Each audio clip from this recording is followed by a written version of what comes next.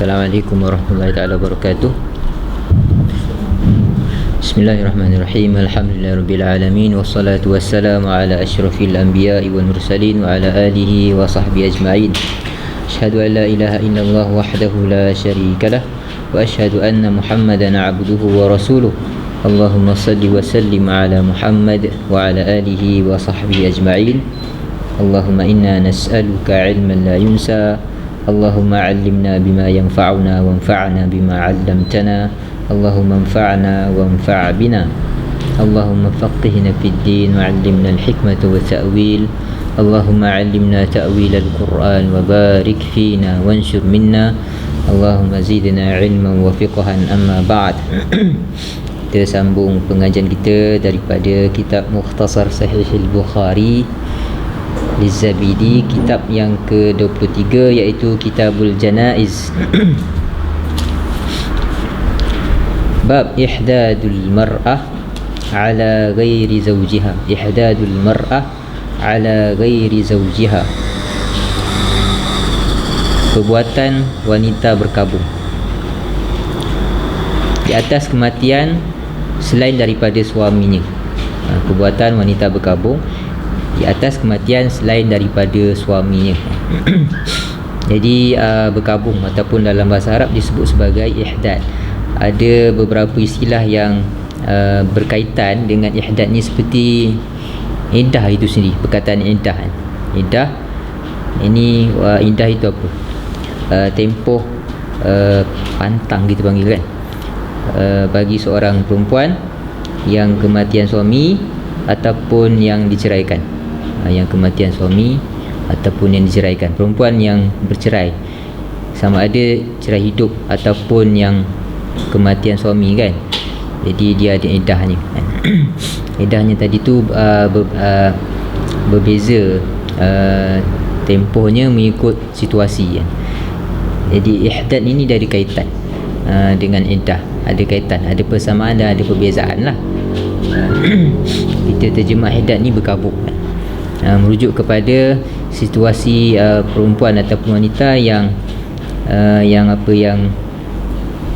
menahan diri ataupun meninggalkan perhiasan, menahan diri daripada berhias ataupun mengambil sesuatu yang yang boleh menonjolkan perhiasannya dalam tempoh tertentu. Kalau tengok kepada definisinya lah, ihdad itu kalau tengok definisinya, imtina'ul mar'ah al-mutawaffa anha zawjuha, al-mutawaffa anha zawjuha minaz-zinah, minaz-zinati kulliha min libasin wa tibin wa ghairihima wa kulli ma kana min dawa'il jima'.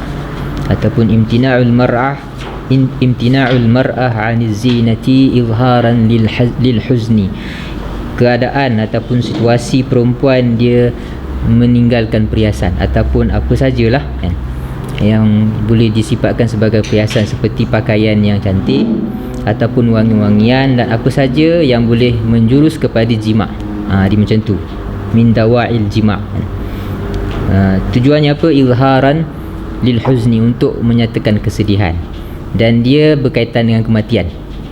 Cuma ada sebahagian membahaskan ihdad ini dalam situasi yang lain lagi, yang lebih luas lagi. Dia kata juga berlaku ke atas wanita yang diceraikan suami, boleh juga disebut sebagai muhiddah, maksudnya perempuan yang berkabung. Sebab dia kata berkabung tu maksudnya dia meninggalkan perhiasan. Jadi perempuan yang meninggalkan perhiasan ni boleh jadi disebabkan kematian suami ataupun orang lain, ataupun bukan dengan sebab kematian tapi dengan sebab dicerai kan, dengan sebab bercerai. Jadi untuk menunjukkan situasi sedih tu ataupun situasi yang tak berapa okey tadi tu, jadi dia berkabung macam itulah. Itu maksud ihdad. Jadi hukumnya perempuan yang berkabung kalau ada kematian selain daripada suami lah. Selain daripada suami ni umum lah, bapa ke, adik-beradik ke, ataupun anak, ataupun saudara mara, ataupun kawan-kawan ke kan, dia berkabung kan. Hukumnya apa? Jadi hukumnya harus kan. Harus tu bermaksud tak wajib. Kalau dia tak nak berkabung, tak salah kan. Kalau dia berkabung pun boleh macam tu, harus kan. Tapi tak boleh lebih lah daripada 3 hari kan. Seperti mana yang disebut dalam hadis yang kita akan baca nanti lah, tak boleh lebih daripada 3 hari. Lebih daripada 3 hari dia dah melepasi hukum harus tadi tu. Maksudnya dah tak boleh dah kan. Tidak dibenarkan lagi. Tapi kalau perempuan yang berkabung disebabkan kematian suaminya, yang ini situasi berbeza. Yang ini disebut ulama sepakat. Ulama sepakat mengatakan perempuan yang kematian suami tadi tu wajib berkabung lah. Wajib berkabung selama 4 bulan 10 hari. Itu dalam situasi biasa lah, kalau dia tidak mengandung kan. Kalau dia tidak mengandung, maksudnya dia berkabung selama 4 bulan 10 hari. Itu tempoh iddah dia kan. Kalau dia mengandung, maksudnya sehingga dia melahirkan lah. Sehingga dia melahirkan. Sama ada suaminya tadi tu daripada sama ada suaminya tadi tu telah bersama dengannya, sama ada suaminya tadi tu telah bersama dengannya ataupun belum sempat bersama, asalkan sudah berkahwin dengan pernikahan yang sah.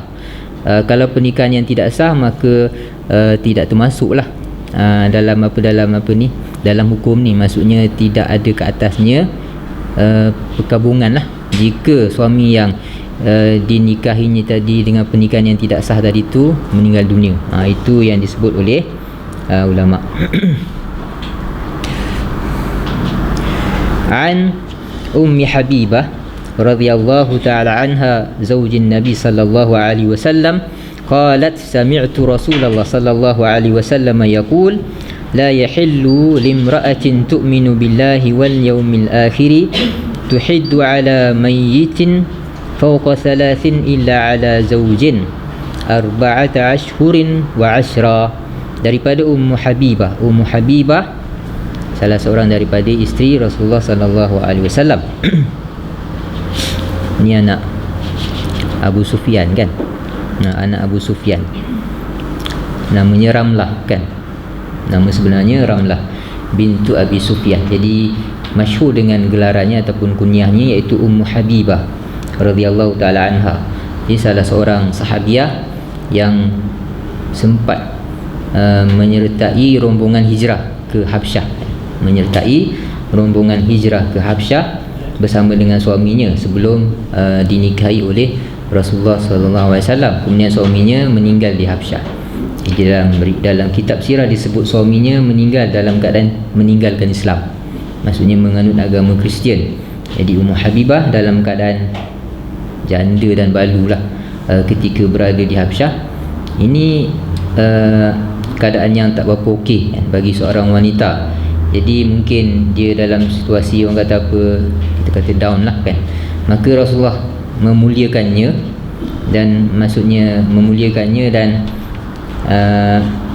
memuliakannya dengan berkahwin dengan dia lah. Berkahwin dengan Ummu Habibah, pernikahan yang diwakilkan oleh An-Najasyi, Raja Habsyah. Dia kata apa? Ummu Habibah kata apa? Sami'tu Rasulullah sallallahu alaihi wasallam yaqul, aku mendengar Rasulullah sallallahu alaihi wasallam bersabda, tidak halal bagi seorang wanita yang beriman dengan Allah dan hari akhirat melakukan perbuatan berkabung. Maksudnya tidak halal bagi seorang wanita yang beriman berkabung ke atas orang mati lebih daripada 3 hari. Bermaksud boleh berkabung kurang daripada 3 hari ataupun 3 hari ke bawah kan? 3 hari atau kurang. Lebih itu tidak halal lagi bagi seorang wanita untuk berkabung. Mayyitin maksudnya orang mati, sini umum lah. Sini umum.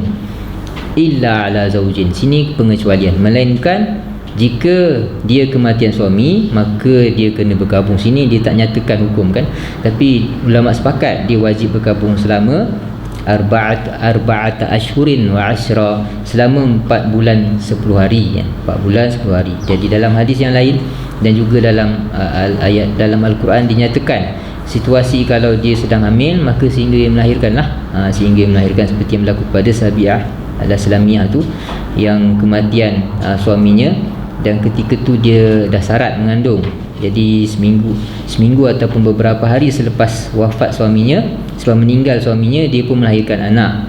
Jadi Rasulullah kata kamu dah maksudnya dah halal, maksudnya boleh dinikahi. dah lepas pantang, maksudnya dah habislah tempoh berkabung kamu sebab sudah melahirkan anak. Jadi isteri Nabi ni dalam riwayat yang lain, dia ambil minyak wangi kan, dan dia sapu pada badannya, dan mukanya. Jadi dia nyatakan ni, dia kata sebenarnya dia tak perlu kepada minyak wangi ni, maksudnya bukan cara dia nak memakai minyak wangi, tapi dia buat ini sebab nak menunjukkan dia tidak berkabung. Jadi Ummu Habibah ni salah seorang daripada saudaranya, dia sebut hadis ni ketika salah seorang daripada saudaranya meninggal dunia kan. Jadi disampaikan berita kematian saudaranya itu kepada beliau. Jadi selepas 3 hari beliau ambil minyak wangi dan pakai. Dia kata, aku tak perlu minyak wangi ni, tapi nak beritahu tak boleh dah wanita nak berkabung lebih daripada 3 hari. Jadi pakai minyak wangi itu tanda seorang wanita tadi tu tidak berkabung.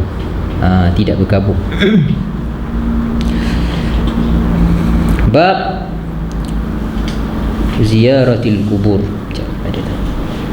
Bab ziyaratil kubur. Ziyaratil kubur, menziarahi kubur. Ini ziarah kubur, hadis berkaitan dengan wanita yang menziarahi kubur. Jadi hadis ni yang akan kita baca ni menunjukkan wanita ataupun perempuan boleh pergi kubur lah. Boleh pergi kubur. Kita ada sebut sebelum ni kan, ada khilaf dalam kalangan ulama tentang hukumnya bagi wanita menziarahi kubur ni. Ada yang tak bagi, ada yang tak benarkan, ada yang mengatakan makruh, dan ada yang mengatakan dia harus ia harus, hukumnya harus sebagaimana kaum lelaki. Sebab alasan Nabi membenarkan sahabat menziarahi kubur tadi itu terpakai ke atas kaum perempuan juga selain daripada kaum lelaki. Sebab dalam hadis disebut dia boleh mengingatkan mati kan, tujuannya boleh menziarah kubur tadi tu boleh buat kita ingat akan mati dan akhirat, alam akhirat, yang itu boleh buat kita insaf kan. Jadi ini juga terpakai kepada ke atas kaum wanita sebagaimana lelaki. Jadi alasan yang sama juga, maknanya boleh digunakan oleh kaum wanita, maksudnya boleh menziarahi kubur. Sebahagian ulama mereka mengatakan tidak digalakkan ke atas kaum wanita tu menziarahi kubur kan, dia kecualikan macam tu kan. Hadis yang kita akan baca ni menunjukkan perkara benda ini berlaku pada zaman Nabi. Nabi pernah tengok perempuan menziarahi kubur. Kita ada sebut dalam kisah sebelum ni, waktu Nabi berada di kubur, ada seorang wanita menziarahi kubur. Umar nak menegahnya. Nabi kata biarkanlah dia nak pergi kubur, maksudnya tak ada masalah pun. An Anas ibn Malik radhiyallahu taala anhu qala marra an-nabiy sallallahu alaihi wasallam bimra'atin tabki 'inda qabrin faqalat taqillaha wasbiri qalat ilayka 'anni fa innaka lam tusab bi musibati wa lam ta'rifhu faqila laha innahu an-nabiy sallallahu alaihi wasallam فأتت باب النبي صلى الله عليه وسلم فلم تجد عنده بوابين فقالت لم أعرفك فقال إنما الصبر عند الصدمة الأولى. Anas ibn Malik radhiyallahu ta'ala anhu berkata, Nabi berjalan berhampiran dengan seorang wanita yang sedang menangis di sisi kubur. Maksudnya waktu tu Nabi berada di kubur dan dia tengok ada seorang wanita menangis di sisi sebuah kubur. Lalu Nabi bersabda, Nabi kata kepada wanita tersebut, perempuan tersebut, ittaqillaha wasbiri. Ittaqillaha wasbiri, takutlah Allah. Takutlah Allah dan sabarlah di atas musibah yang kamu hadapi. Okey, ini contoh nasihat yang boleh diberikan kepada orang yang dilanda musibah kan. Ingatkan dia tentang takwa kan. Ingatkan dia bahawa yang wajib dilakukan adalah untuk bertakwa dan meningkatkan ketakwaan. Ini dalam semua situasi manusia kan. Ketika senang ataupun ketika susah, kita punya misi utama kita adalah takwa kan. Nak mengelakkan diri daripada api neraka. Itu misi utama kita berada di atas dunia. Jangan ada mana-mana hal ataupun peristiwa di dunia ini, sama ada senang ataupun susah, menggembirakan ataupun yang menyedihkan buat kita lalai daripada tujuan utama ataupun buat kita terpesong. So Nabi ingatkan, ittaqillah wasbiri, dan hendaklah kamu bersabar. Hendaklah kamu bersabar di atas ujian. Jadi boleh jadi dia berada dalam situasi yang susahlah untuk dikatakan bersabar. Jadi Nabi nasihatkan dia bersabar, menangis kan. Jadi dia jawab, dia kata ilaika anni, pergilah kan. Maksudnya jangan campurlah kan urusan dia. Macam dia marahlah kan. Dia tak puas hatilah kan. Macam situasi kita lah, bila kita dalam keadaan setengah kita bila dalam keadaan masalah, bila ada orang tegur, dia kata pergilah, kau jangan kacau lah kan. Kau tak hadap apa yang aku hadap. Dia cakap macam tu kan. Kau tidak mengalami situasi yang aku alami. Fa innaka lam tusab bi musibati, kau belum lagi mengalami apa yang sedang aku alami. Dia cakap macam tu. Kau senang cakap lah, suruh bersabar. Kau tak hadap benda ni, aku yang hadap. Macam tu lah dia cakap lebih kurang bahasanya kepada Rasulullah SAW. Sebab dalam situasi marah. Yang kedua, dia tak kenal tu Nabi. Sebab tu dia cakap macam tu kan. Perempuan ni dia tak tahu yang itu adalah Rasulullah. Di sini menunjukkan, maksudnya ada juga sahabat Nabi ni sezaman dengan Nabi, dia tak tengok muka Nabi dan dia tak kenal kan.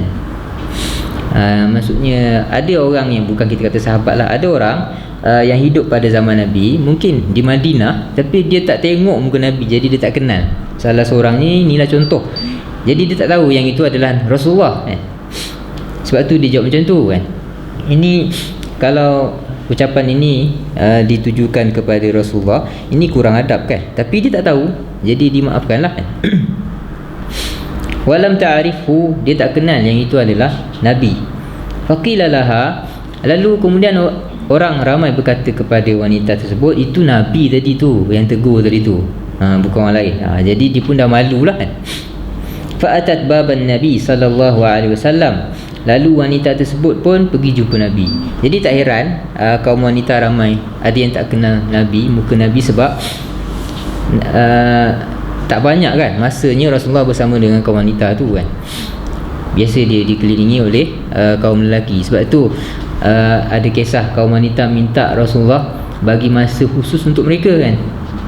Sebab kebanyakan masa Rasulullah itu biasa kaum lelaki lah yang mengelilingi, mengurumuni. Jadi kaum wanita ni tak ada peluang nak belajar. Jadi mereka minta dikhususkan waktu untuk mereka. Jadi kita ada tengok kan dalam hadis, kita ada baca dalam hadis-hadis sebelum ni, ada peristiwa waktu selepas khutbah raya tu Nabi pergi kat kaum wanita khusus. Nak raikan kaum wanita, Nabi pergi khusus kepada kaum wanita. Jadi dah khutbah dah tadi kan. Tapi dah habis khutbah, Nabi turun daripada Nabi habis khutbah, Nabi pergi ke arah kaum wanita dan Nabi bagi lagi maksudnya pesanan khusus. Nabi bagi lagi tasaddaqna. Nabi kata bersedekahlah, aku melihat ramai penghuni neraka daripada kaum kamu kan.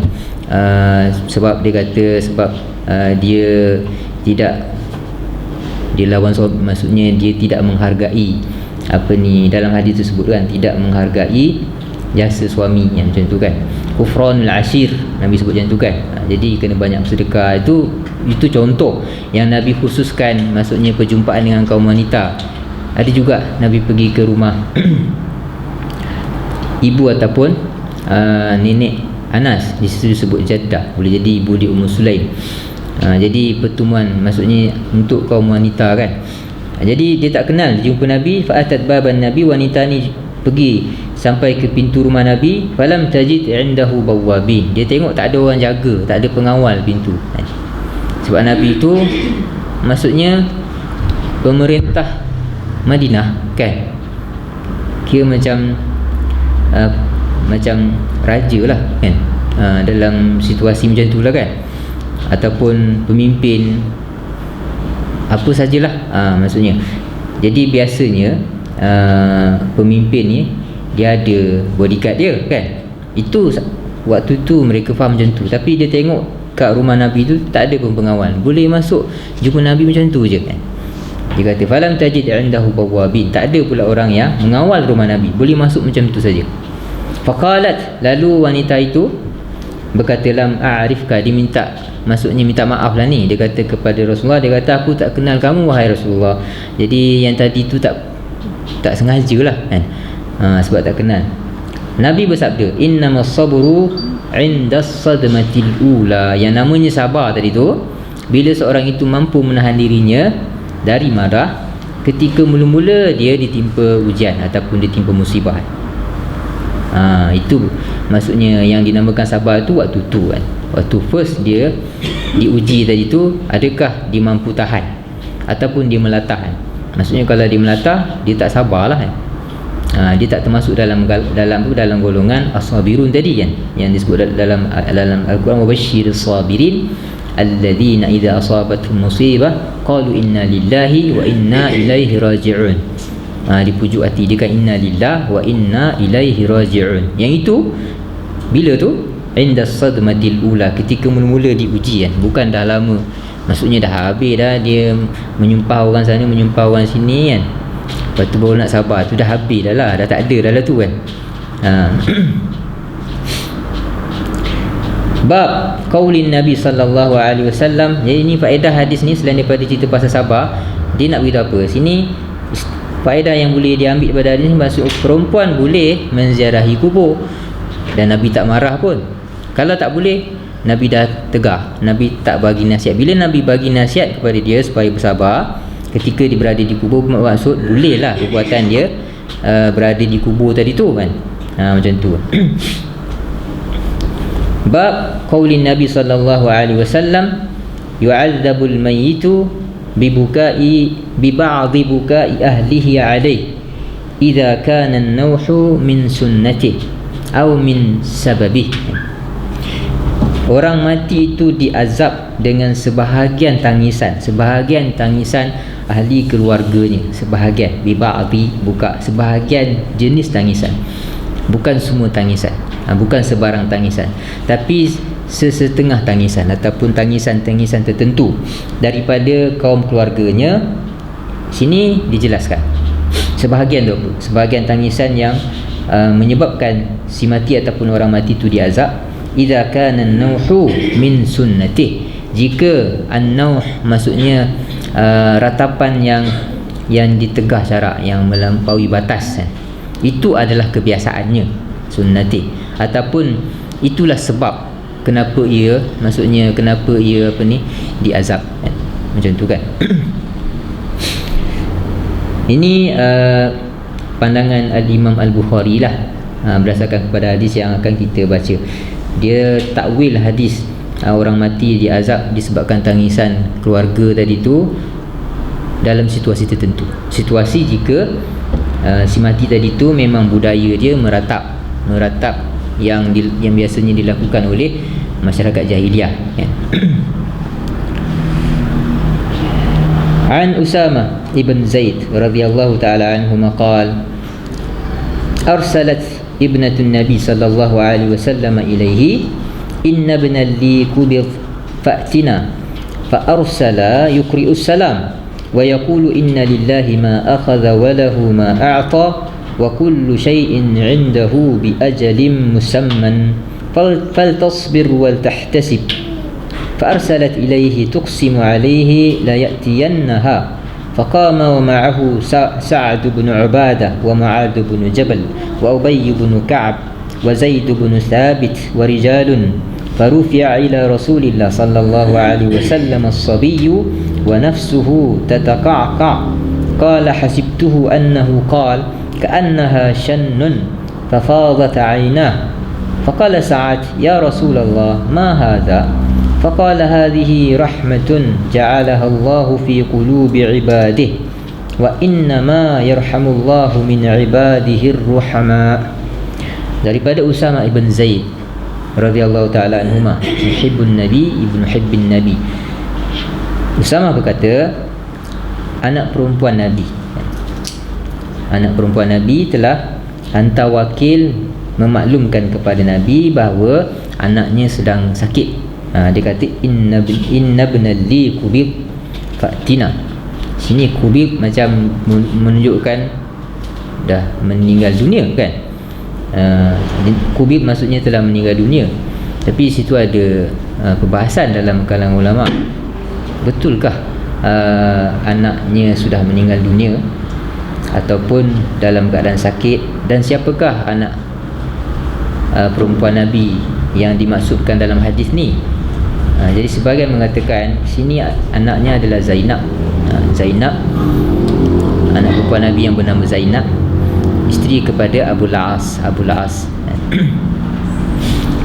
Jadi dia ada dua orang anak, seorang lelaki dan seorang perempuan. Yang lelaki itu meninggal lah semasa kecil kan. Ada yang mengatakan ini bukan Zainab tapi Ruqayyah, isteri Uthman ibn Affan. Uthman ibn Affan radhiyallahu ta'ala anhuma. Jadi anaknya Abdullah kan, Abdullah bin Uthman. Ada yang mengatakan sini anak perempuan yang dimaksudkan di sini adalah Fatimah, isteri Ali ibn Abi Talib. Jadi ada tiga pendapat di situ kan. Ada yang mengatakan Usama anak kepada Zainab, ada yang mengatakan Abdullah anak kepada Ruqayyah. Itu Ruqayyah tadi itu isteri Uthman, Zainab tadi itu isteri Abu Al-As. Ada yang mengatakan Muhsin anak kepada Fatimah, isteri Ali ibn Abi Talib. Anak Zainab tadi tu yang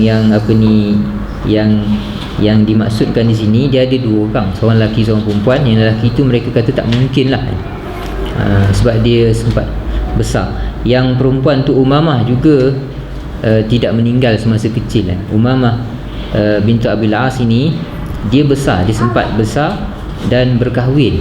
Dia hidup selepas Nabi wafat, dia masih lagi hidup, dan berkahwin dan diperisterikan oleh Ali bin Abi Talib selepas meninggalnya Fatimah anak Rasulullah.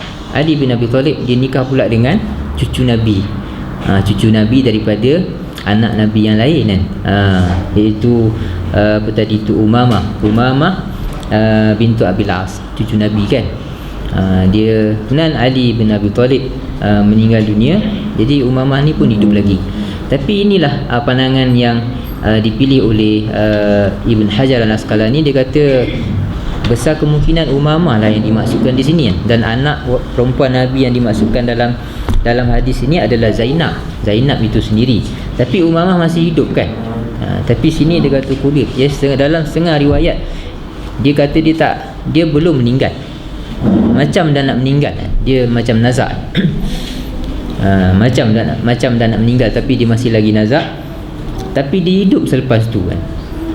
Selepas Nabi jumpa, Nabi melawatnya dan memegang, dia kan Nabi dukung ni cucunya tadi, dan dia doa, hidup dia lepas tu kan. Dia hidup dengan doa Nabi tadi tu, maka dia hidup, tak mati lagi lah, belum ajalnya lagi. Hidup Umamah ni sehingga besar. Datuk dia dah meninggal pun dia masih lagi hidup dan sempat berkahwin Umamah ni. Jadi boleh jadi ibunya tadi tu rasa macam tu lah kan. Perlukan datuk dia, Rasulullah datang sendiri untuk doakan untuk cucunya yang sakit ni. Mana tahu mudah-mudahan dengan berkat datuknya seorang Nabi tadi tu, cucunya akan sembuh. Betul sembuh anaknya tadi ataupun cucunya. Jadi dia kata anakku sakit, datanglah. Nabi tak datang. Nabi hantar wakil je. Fa'arsal, Nabi hantar wakil, yukri'u salam, sampaikan salam kepada anaknya saja. Nabi tak datang. Sini mungkin nak menunjukkan Nabi redha je lah. Apa yang akan berlaku kepada cucunya tadi tu, dia redha je lah. Jadi dia tak nak datang kan, macam tu kan, dia tak datang. Wa yaqul, dan Nabi pesan, Nabi kata inna lillahi ma akhadh wa lahu ma a'ta. Nabi kata kat wakil dia tu, beritahu dekat anakku, beritahu kat dia, inna lillahi ma akhadh wa lahu ma a'ta.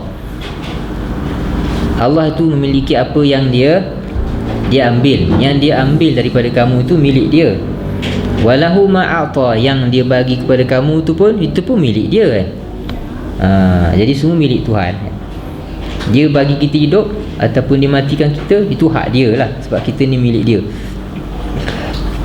Maksudnya ini adalah ucapan yang disunatkan ataupun disarankan kita menggunakannya ataupun mengucapnya kepada orang yang ditimpa musibah kematian tadilah. Macam tu kan. Wa kullu syai'in 'indahu bi ajalin musamma. Semua benda kat dunia ni dah tersurat dah. Maksudnya sudah ada ajalnya, sudah ditetapkan ajalnya. Maksudnya kalau meninggal orang tu, memang dah ajal dia lah tu kan. Dia muda ke, dia tua ke kan, dia sakit ke, dia tak sakit ke, itu dah memang ajal dia yang Tuhan tentukan. Bukanlah kebetulan yang kita nak kesalkan kan. Sebab biasanya kita kesal ataupun kita rasa ralat kan, sepatutnya lah kalau macam ni tak meninggal, macam tu ada. Sepatutnya kalau macam ni tak, sepatutnya tak ada dah tu, dah tak perlu sepatutnya, benda dah takdir dah sebenarnya. Musibah yang kita hadap biasanya kita macam tu kan.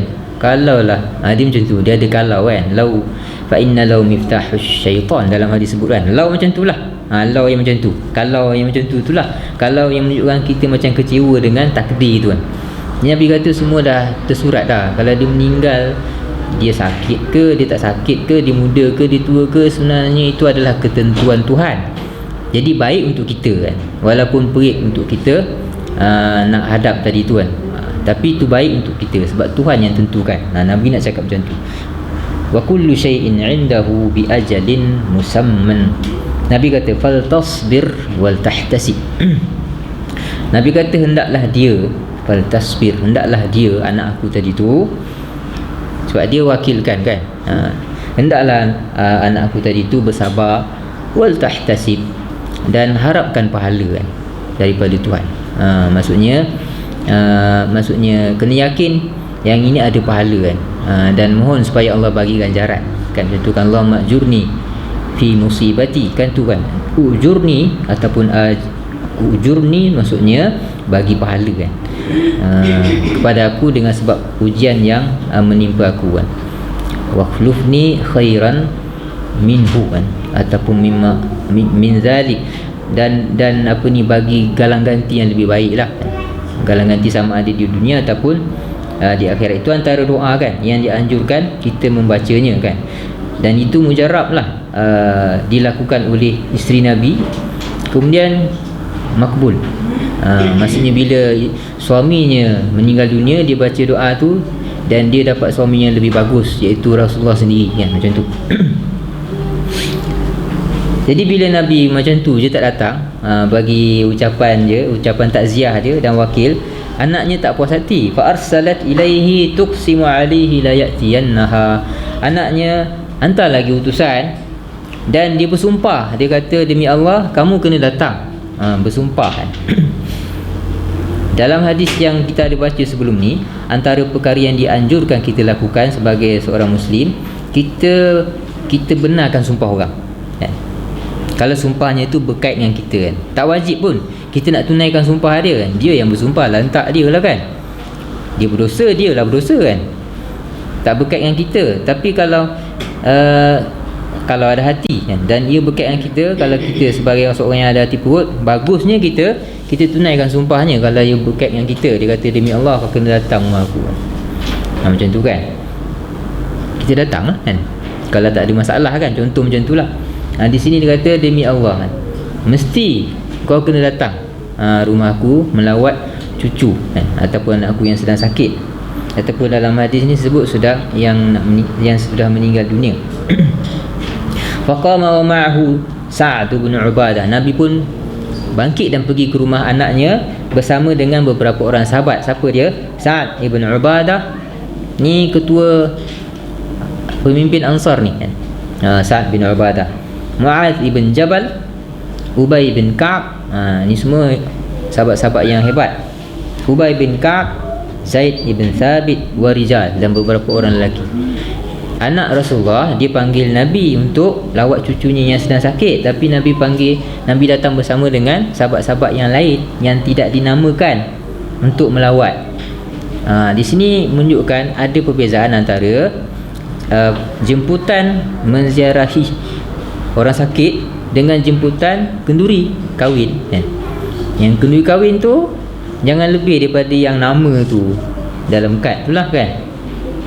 Ada orang lain yang tak berkaitan, ini fuduli, tak sepatutnya datang macam tu kan. Bagusnya tak payah datang. Berbeza dengan melawat pesakit ni, sebaliknya pula, walaupun tidak disebut untuk datang, boleh datang, macam tu kan.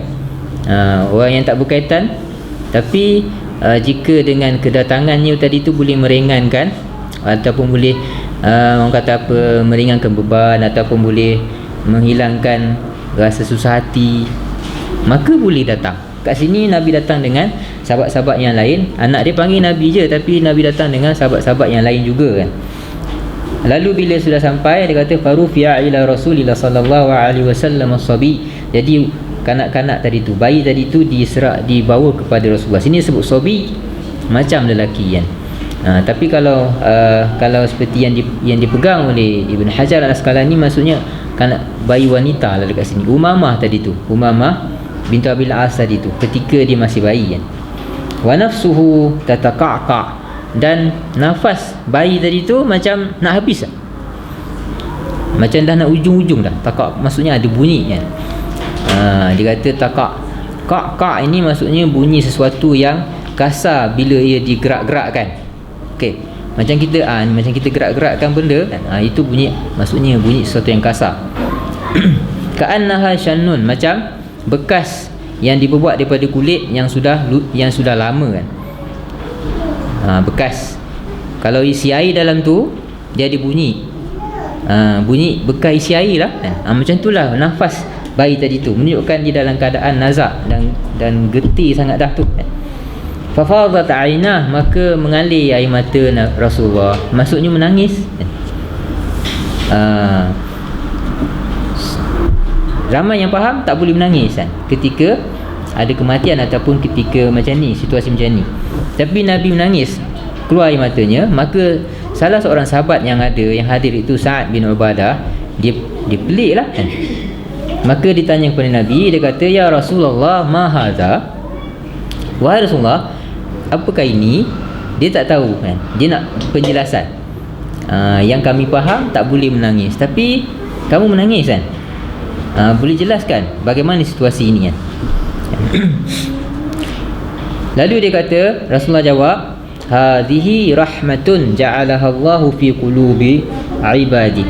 Ini tangisan ni adalah tanda rahmat. Tanda rahmat maksudnya belas kasihan yang Allah campak dalam hatinya, dalam hati hamba-hambanya. Menunjukkan benda tu positif, benda tu bagus. Kalau kita menangis, maksudnya ada belas kasihan dalam hati kita, dan itu maknanya hati kita okey kan. Dan Nabi kata apa? Wa innama yarhamullahu min ibadihi ruhama. Dan sesungguhnya Allah itu merahmati ataupun mengasihi hambanya yang mengasihi juga, yang penyayang. Jadi hadis ni menunjukkan tak salah menangis jika maksudnya ada kematian. Sebab itu Imam Bukhari ketika dia meletakkan hadis ni dalam bukunya, dia letak dalam bab sebahagian tangisan, azab yang menimpa orang mati tadi tu disebabkan sebahagian tangisan. Jadi tangisan yang seperti ini terkecualilah, maksudnya dibolehkan. Macam tu kan. Kemudian Nabi beritahu juga Allah sayang kepada hambanya yang penyayang. Di situ menunjukkan apa? Penting sifat penyayang tadi tu. Sebab dia mengundang rahmat Tuhan. Okey. Kat sini dalam hadis ni Imam Bukhari sini dia kata maksudnya tangisan yang tak boleh tadi tu kalau dia dalam kategori ratap kan. Ratap tu macam mana? Dia menangis berlebihan, suara tinggi kan. Kemudian dia mengucap sesuatu, menyebut sesuatu yang tak masuk akal, yang ditegah oleh syarak, menyalahkan takdir dan seumpamanya. Kemudian dia melakukan perbuatan-perbuatan yang tidak bermoral, contohnya dia koyakkan baju, pukul badan, pukul muka, macam tu kan, seperti mana yang akan disebut dalam hadis selepas ini. Yang itu yang ditegah lah ke atas. Dan jika sekiranya itu merupakan, dia kata merupakan budaya orang yang mati tu sendiri, dia pun buat macam tu juga kan. Sebab itulah dia diazab kan. ataupun dia pesan kepada keluarganya kalau dia mati kena buat macam tu, memanglah dia maksudnya akan diazab juga macam tu kan. Ataupun dia tak pesan tapi dia tahulah keluarganya akan buat begitu, tapi dia tak larang pun, dia tak tegah awal. Boleh jadi dia juga diazab dengan sebab perbuatannya mengabaikan kewajipannya tadi tu, macam tu kan. Itu beberapa tafsiran yang disebut oleh oleh ulama lah.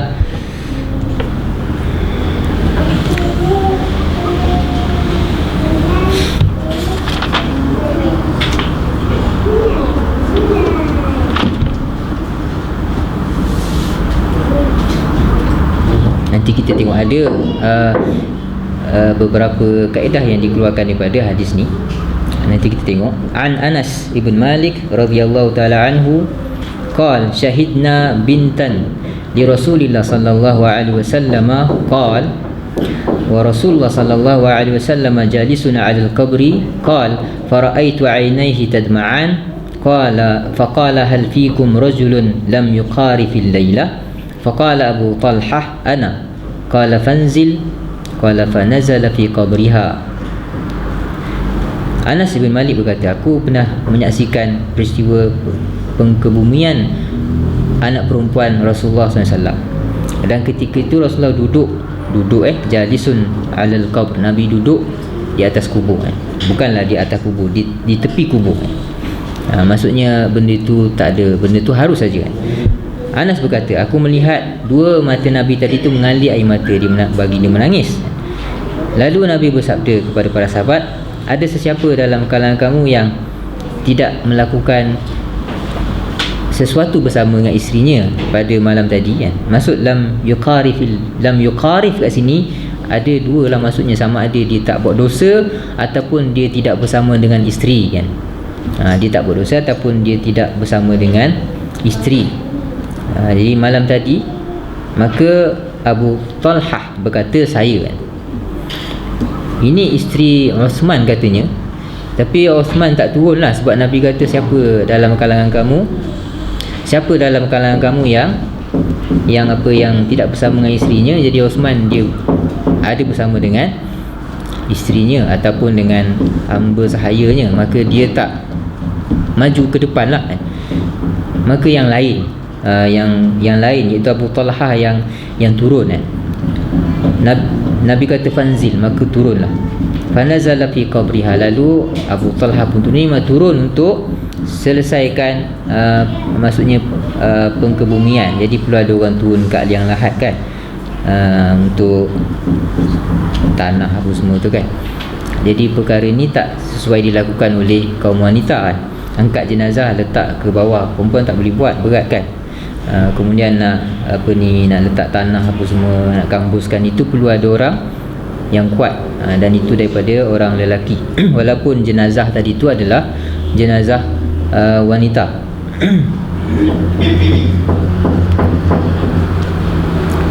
An Umar radhiyallahu taala anhu qala Rasulullah sallallahu alaihi wasallam innal mayyita yu'adzabu bi ba'dhi buka'i ahlihi alaihi.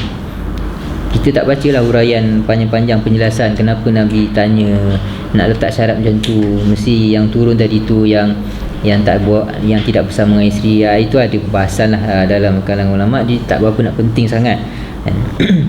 Umar radhiyallahu ta'ala berkata, innal mayyita yu'adzabu bi ba'dhi buka'i ahlihi alaih. Umar bin Khattab berkata, sesungguhnya orang mati ataupun jenazah tadi tu diazab dengan sebahagian tangisan keluarganya ke atasnya. Ini salah satu daripada lafaz ni lah. Dalam lafaz lain disebut innal mayyita yu'adzabu bi buka'il hayy. Orang mati tadi tu dia diseksa dengan tangisan orang hidup. Dia umum macam tu je. Tapi dalam lafaz yang dibuatkan oleh Ibn Abbas, kisahnya Umar bin Khattab dia dalam keadaan nazak ketika ditikam kan. Jadi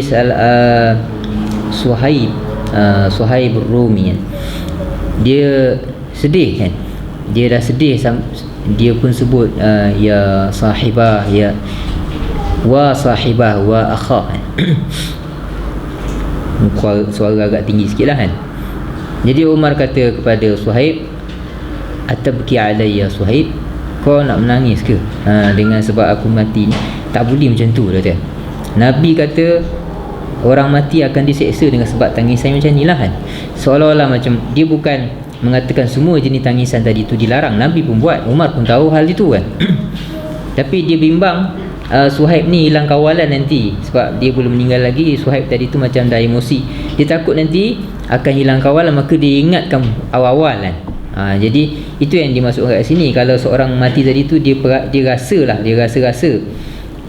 orang kelilingnya boleh hilang kawalan, maka dia pesan siap-siap kan. Jadi dia kata orang mati tadi tu akan diseksa dengan sebab tangisan seperti kamu ni kan.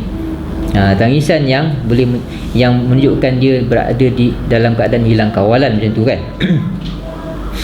Fabalagha dzalika Aisyah. Jadi ucapan Umar tadi tu, Umar kata Nabi sabda, hal itu sampai kepada Aisyah radhiyallahu taala anha ba'da mauti Umar radhiyallahu taala anhu, selepas mangkatnya Umar tadi. Sebab Umar dia sebut hadis ni waktu dia nazak kan. Jadi bila dia dah meninggal dunia, orang pun cerita kepada Aisyah radhiyallahu taala anha. Lalu Aisyah berkata, rahimallahu Umar, semoga Allah merahmati Umar. Dia nak komen lah kan. Wallahi ma haddatha Rasulullah sallallahu alaihi wasallam innallaha la yu'adzibu al-mu'min bi ba'dhi bukai ahlihi alaihi. Dia kata demi Allah, Nabi sebut wallahi ma haddatha, Nabi tak kata pun orang mukmin itu akan diseksa dengan tangisan keluarganya. Tak ada, Nabi tak cakap macam tu kan. Umar kata tadi apa?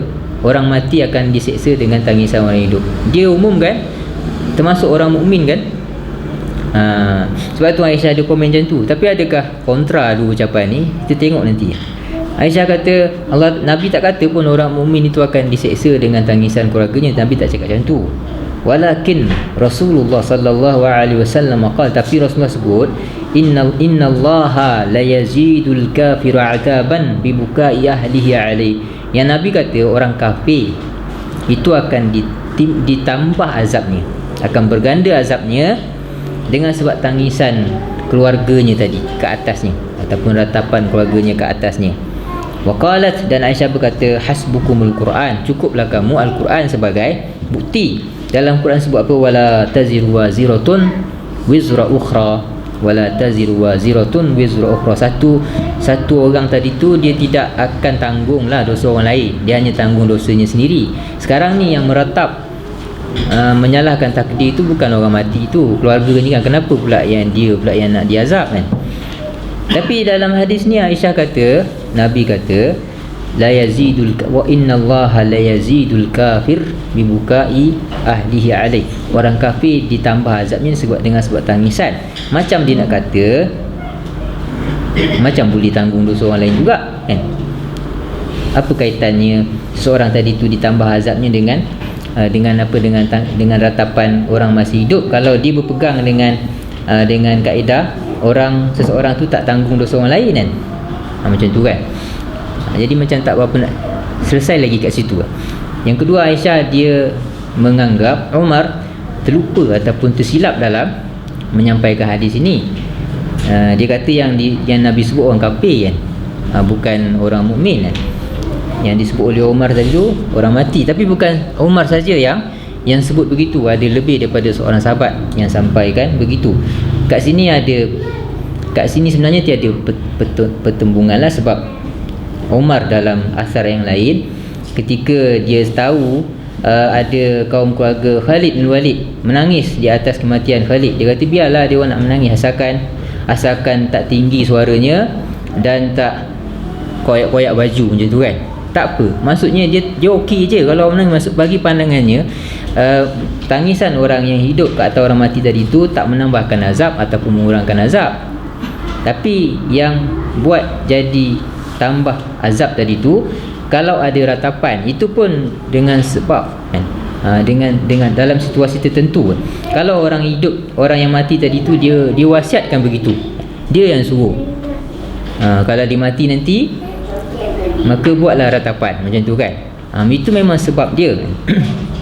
Jadi kat sini dia kaedah yu'adzabul mar'u bi fi'li ghairihi idza kana lahu fihi tasabbubun. Seorang tadi tu boleh diazab dengan perbuatan orang lain kan? Kalau dia jadi puncanya kan, kalau dia lah jadi punca kepada perbuatan orang lain yang berdosa tadi tu, memanglah dia akan diazab. Macam tu contohnya, kalau dia yang minta orang meratap di atas kematiannya, memang sebahagian daripada masyarakat Arab Jahiliyah dia buat begitu. Dia bagi wasiat kepada keluarganya, kalau dia mati nanti buatlah ratapan.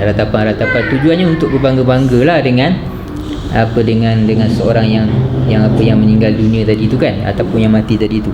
Memanglah dia akan diazab, ataupun itu adalah kebiasaannya, sunnatuh, seperti mana yang disebut oleh Al-Imam Al-Bukhari. Tapi ada pandangan, dia kata apa, jawaz wuqu'it ta'dzib 'ala al-insan fid dunya bima laysa lahu tasabbubun fakadzalikal halu fil barzakh. Kalau kat dunia ni, kalau kita katalah dalam ayat tadi tu Allah kata apa, wala taziru waziratun wizra ukhra, seseorang tu dia tak akan tanggung dosa orang lain. Itu kalau kat akhirat nantilah. Kalau dia buat salah, dia tanggung salah dia lah. Kalau orang lain buat salah, dia tak akan tanggung kesalahan orang lain kan. Macam tu kan. Kalau dia buat salah, tak mungkinlah orang lain yang tanggung kesalahannya kan. Dosa masing-masing tanggung lah, masing-masing akan menerima akibatnya. Itu ke akhirat. Di dunia macam tu ke? Tak semestinya dia macam tu kan. Boleh jadi kita tak buat apa-apa pun, tapi dapat juga bencana dengan sebab orang lain. Itu berlaku kat dunia kan. Wattaqu fitnatan la tusibanna alladhina zalamu minkum khasah kan. Takutlah fitnah. Jadi bila berlaku, dia tak timpa orang yang zalim saja, habis semua kena kan. Yang tak zalim pun kena juga. Itu hukum dunia begitu dia kan. Jadi kalau hukum dunia begitu, dia kata ke akhirat, dekat barzah macam tu juga. Sebab barzah bukan akhirat kan. Dia kata boleh jadi kat barzah macam tu juga. Maksudnya tangisan, ratapan orang yang hidup tadi tu mungkin memberi efek kepada situasi orang yang mati. Efek macam mana tu? Mungkin macam ni lah. Dia kata si mati tadi tu, dia dapat melihat apa yang dilakukan oleh orang terdekat dengan dia lah kan. Selepas dia mati, jika yang dilakukan itu yang tak baik, yang boleh mengecewakannya, dia rasa kecewa lah kan. Macam tu kan. Bukanlah dia diazab, tapi boleh menyebabkan dia kecewa dengan apa yang dilakukan oleh orang yang hidup. Yang macam itulah dia kata. Mungkin dari segi itu kan. Jadi perkataan dalam hadis innal mayyit, perkataan al-mayyit tadi tu, sebahagian kata alif lam di situlah, dia bukan umum, tapi dia merujuk kepada orang tertentu lah. Ni dalam bahasa Arab disebut sebagai lil ahdi az-zihniyah.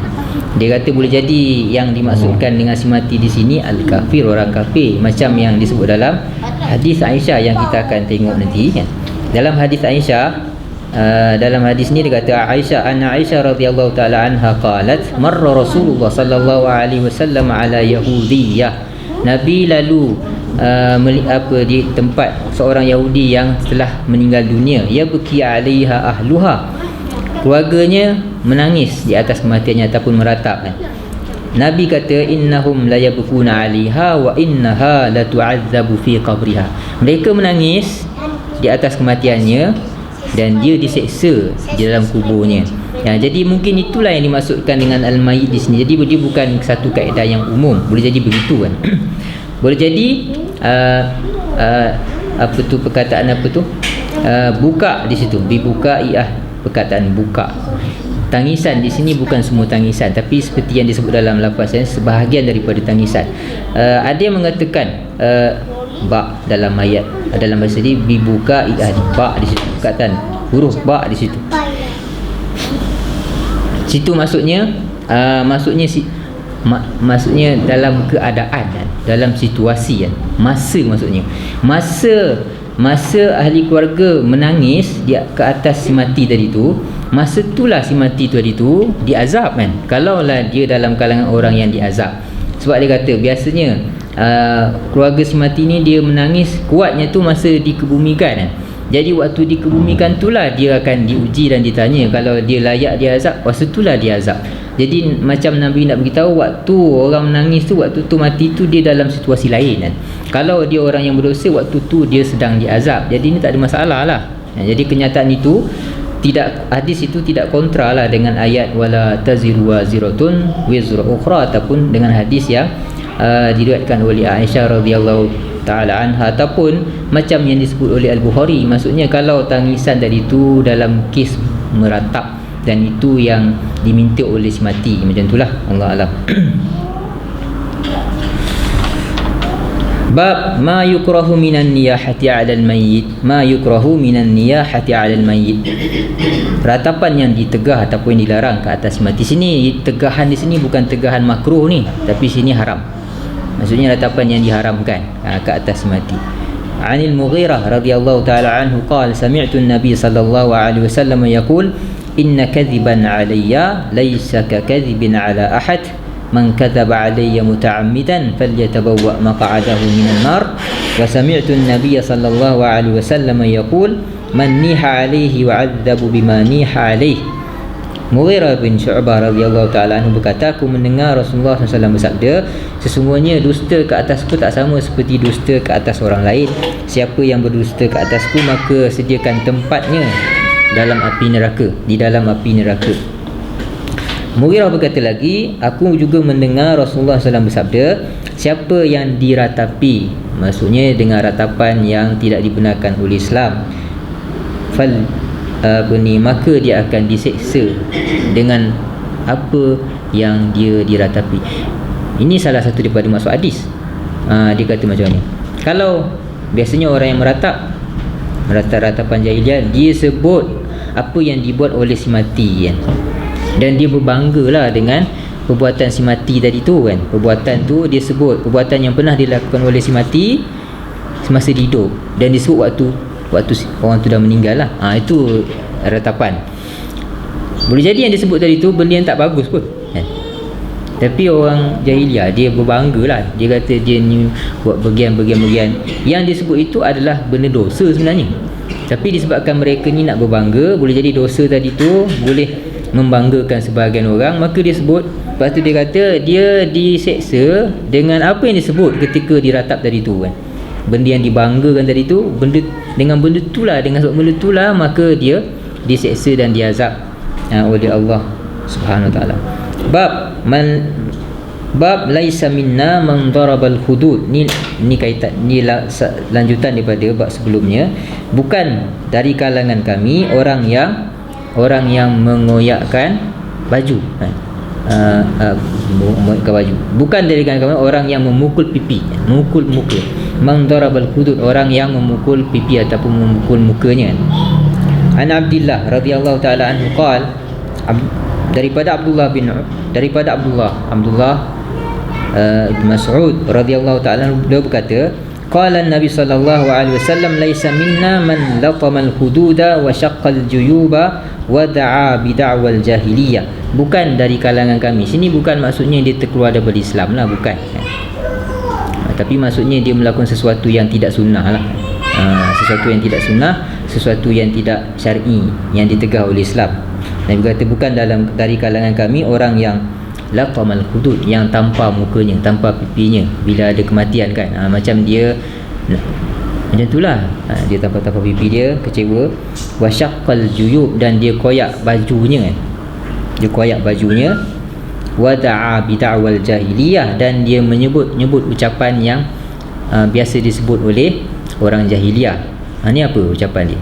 Itulah tadi dia sebut perkara-perkara ataupun benda-benda yang dilakukan oleh si mati tadi tu yang boleh membanggakan kabilahnya. Boleh jadi yang disebut tadi tu adalah peristiwa pembunuhan kan. Si mati ni dah bunuh ni, dia berjaya bunuh ni, boleh macam tu kan. Ataupun dia rampas orang atau orang ni, benda yang mereka banggakan, macam tu. Ataupun dia menyalahkan takdir, dia kata tak betul apa semua, sepatutnya tak mati, benda macam tu. Itu semua disebut sebagai da'wal jahiliyah. Nabi kata bukan dari kalangan kami.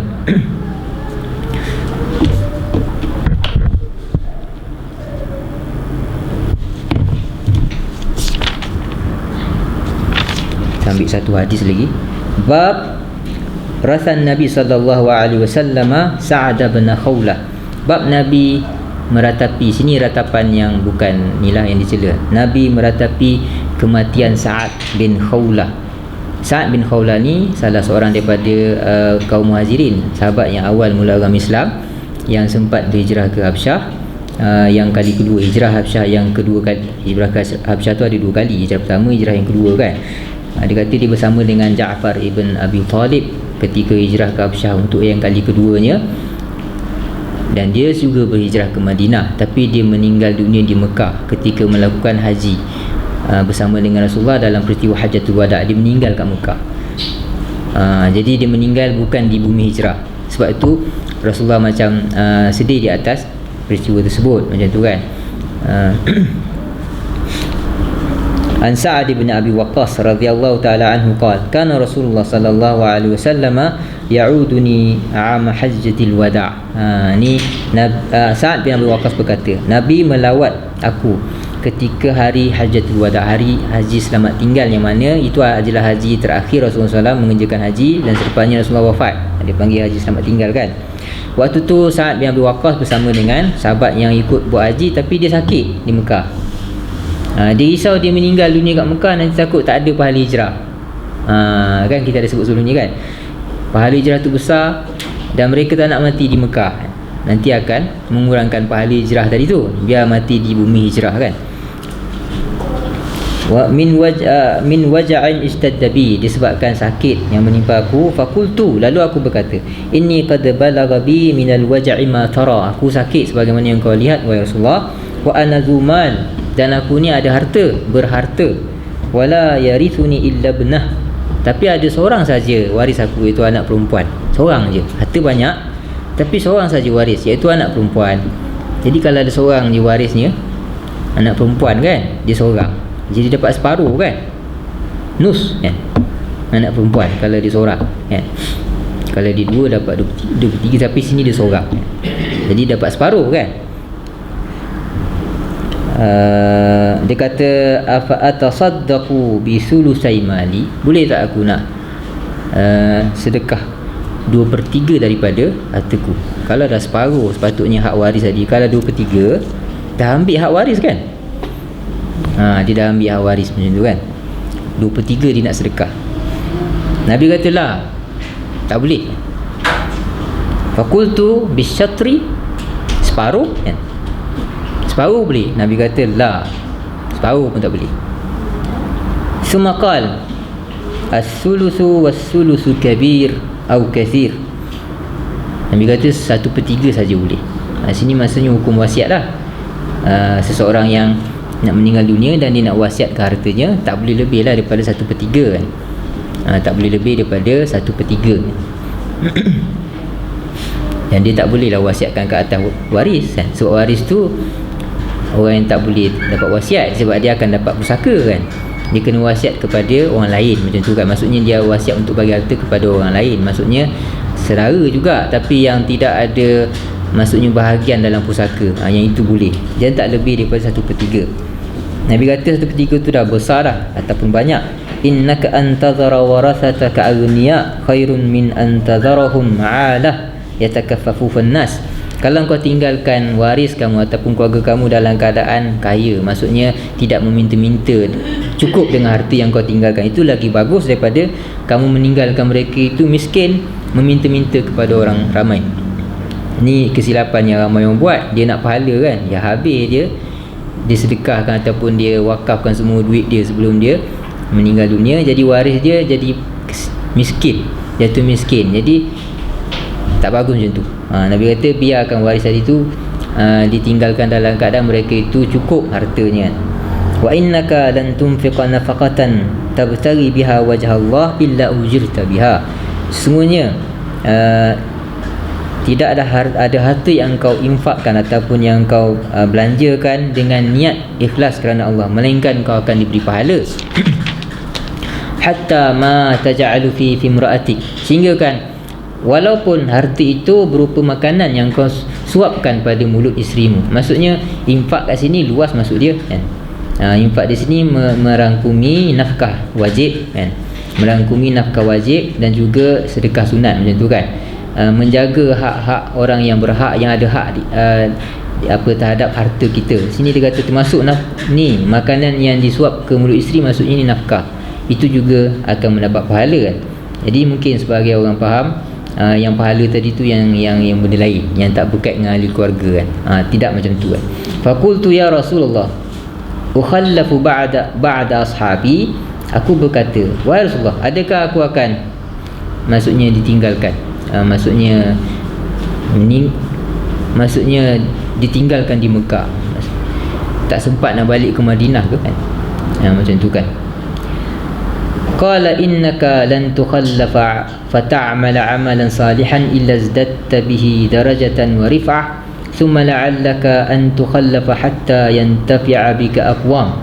Nabi kata sesungguhnya kalau engkau panjang umur lah kalau engkau panjang umur dan kau buat benda yang baik, nanti kau akan diberi pahala kan. Kalau kau panjang umur dan buat baik, maka dengan amalan baik yang kau buat, dengan sebab Allah kurniakan usia yang panjang kepada kau tadi tu, akan menyebabkan kau punya kedudukan semakin tinggi dan pahala banyak, macam itulah. Summa la'allaka an tukhallafa hatta yantafi'a bika aqwam. Nabi kata mudah-mudahan engkau dipanjangkan umur ataupun tak mati lagi lah kat sini kan. Sehingga ada generasi lain yang akan ambil manfaat dengan kebaikan engkau. Wa yudharra bika akharun, dan ada sebahagian orang nanti akan mendapat masalah lah dengan engkau kan. Ini macam Nabi bagi tahu benda yang akan datang lah. Nanti kau akan hidup sampai satu peringkat, ada orang yang dapat manfaat dengan kau dan ada orang yang terkesan dengan kau, maksudnya dia dapat mudarat dengan sebab kau. Macam tu kan. Maksud orang yang tak baik lah. Nabi kata, Allahumma amdi li ashabi hijratahum. Ya Allah Tuanku, maksudnya jalankan pahala sahabatku yang berhijrah, pahala hijrah sahabatku, maksudnya jangan batalkan, jangan batal pahala hijrah para sahabatku. Wala taruddahum ala aqabihim, wala taruddahum ala aqabihim, jangan buat mereka, maksudnya jadikan mereka itu meninggalkan Islam tentunya, maksudnya ataupun membatalkan amalan hijrah mereka. Walakinnal ba'is Sa'ad bin Khawlah, tapi yang malangnya Nabi kata kat sini adalah Sa'ad bin Khawlah. Waktu Nabi cakap ni sebab Sa'ad bin Khawlah dia meninggal dunia di Mekah, macam tu kan. Dia meninggal dunia di Mekah. Jadi maksudnya sepatutnya bagusnya dia meninggal dunia di bumi Madinah, sebab dia orang yang berhijrah ke Madinah. Tapi dia tak meninggal di situ, dia meninggal di Mekah. Maka Nabi meratap di atas kematian. Nabi kata kesian malangnya Sa'ad bin Khawlah sebab dia meninggal dunia di bumi Mekah. Sebab tu kita kata sahabat Nabi yang berhijrah ke Madinah, mereka tak nak mereka tu mati di bumi Mekah, walaupun mereka orang Mekah. Mereka nak mereka itu meninggal di bumi tempat mereka hijrah. Sebab itu boleh maksudnya menambahkan pahala mereka dan mengekalkan pahala hijrah mereka lah. Yarsilahu Rasulullah sallallahu alaihi wasallam amma tabi Makkah. Nabi maksudnya mengungkapkan sesuatu yang menunjukkan kesian keadaan Sa'ad bin Khawlah tadi tu kerana dia meninggal dunia di bumi Mekah ketika menjalankan hajatul wada.